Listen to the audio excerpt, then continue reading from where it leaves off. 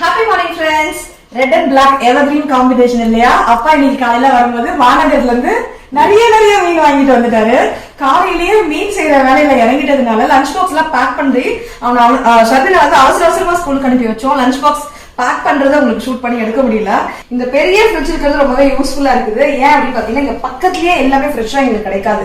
கொஞ்சம் தூரம் போனாதான் ஃப்ரெஷ்ஷான பொருட்கள் எல்லாம் கிடைக்குது. அப்ப ஃப்ரிட்ஜ்ல ஸ்டோர் பண்ணி வச்சுக்கிறதுக்கு எங்களுக்கு வசதியா இருக்கு. ஃப்ரிட்ஜ் வைக்கிறது நல்லது இல்லைன்னு சொல்லுவீங்க, ஆனா அந்த மசாலா பொடி அது இதெல்லாம் எடுத்து நீங்க உள்ள ஸ்டோர் பண்ணி வச்சுக்க வசதியா இருக்கு.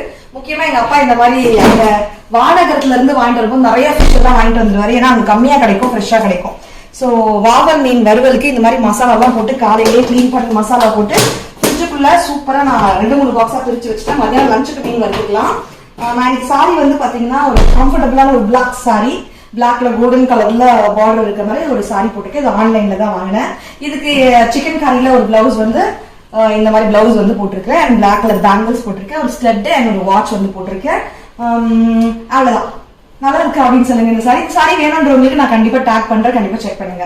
பிரேக்ஃபாஸ்ட் என்னன்னு காமிச்சிடுறேன். மீன் வாங்கிட்டு வந்திருக்கோம். மீன் குழம்பு இல்லாமையா? வாங்க கிச்சனுக்கு போலாம். மீன் சாப்பிடறதுக்கு முன்னாடியே காலையிலேயே பூஜை முடிச்சிடலாம் அப்படின்னு சிம்பிளா நானும் ஜியோ சாமியும் கும்பிட்டு முடிச்சிட்டோம். அதுக்கப்புறம் இன்னைக்கு பிரேக்ஃபாஸ்ட் என்னன்னு உங்களுக்கு காமிக்கிறேன். இங்க வந்து பாத்தீங்கன்னா இட்லி சுட சுட ரெடியா இருக்குது. மண் சட்டியில வச்ச மீன் குழம்பு காலங்கத்தாலேயே செஞ்சுட்டோம். இந்நேரம் நல்லா ஊறி போயிருக்கும். இன்னைக்கு கொஞ்சம் பிரேக்ஃபாஸ்ட்டுக்கு எங்களுக்கு லேட் ஆயிடுச்சு. வாவ். ஷரண்குட்டி லஞ்ச் பாக்ஸ்க்கு ஃபிஷ்லாம் இல்லாம நல்லெண்ணெய் விட்டு ஃபிஷ் குழம்பும் எக் பாயில் பண்ணி லஞ்ச் பாக்ஸ்க்கு பேக் பண்ணியாச்சு.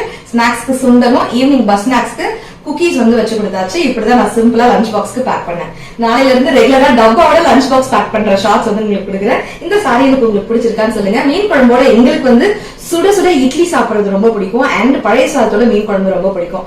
உங்களுக்கு மீன் குழம்போட எந்த மாதிரி காம்பினேஷன் வச்சு சாப்பிடுறதுக்கு பிடிக்கும்ன்றத கமெண்ட்ஸ்ல சொல்றதுக்கு மறக்காதீங்க. நான் யூஸ் பண்ணிருக்கக்கூடிய ப்ராடக்ட் எல்லாம் டேக் பண்ணிருக்கேன், கண்டிப்பா செக் பண்ணுங்க. சேனலை சப்ஸ்கிரைப் பண்ணி சப்போர்ட் பண்ணுங்க.